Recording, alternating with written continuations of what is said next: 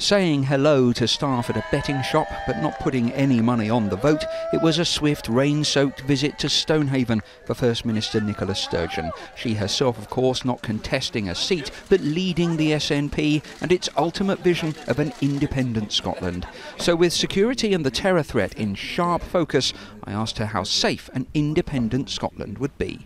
Regardless of what Scotland's constitutional future might or might not be in future, security and cooperating with other governments across the UK and across Europe and across the world to keep our population safe is an absolute priority.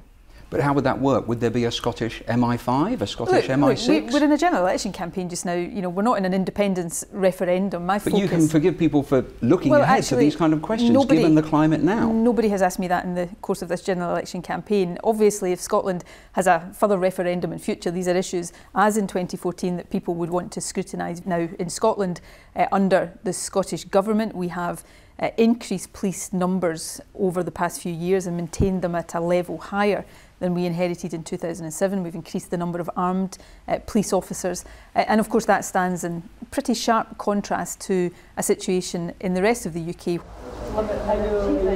Another photo call and lessons in grilled cheese sandwich making for the woman whose party could cook up an alliance with Labour to hold the Conservatives back. But what would her personal role be? You're not an MP, you've never sat in Westminster, so your critics might bluntly ask, what's it got to do with you?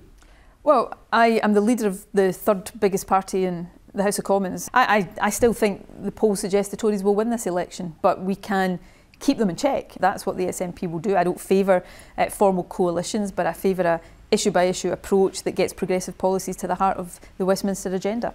There's an old SNP slogan that Scotland would be free by 93. Clearly, that wasn't an SNP slogan. Well, it was much said at the time. That came and went. What's the slogan now? Keeping the dream alive for 2025? Hasn't the ship sailed? If you want to talk slogans, the slogan in this election for the SNP is Stronger for Scotland, because that is the message in this campaign. Scotland will be stronger and have a stronger voice at Westminster, almost regardless of who's in government, if we have strong SNP MPs down there making our voice heard. The question of independence has not been decided at this election, but at the end of this process, Scotland should have a choice about whether, when we see the outcome of Brexit, we think that's right for the future of our country, or we want instead to take a different path. It's about being able to decide for ourselves what the future of the country is.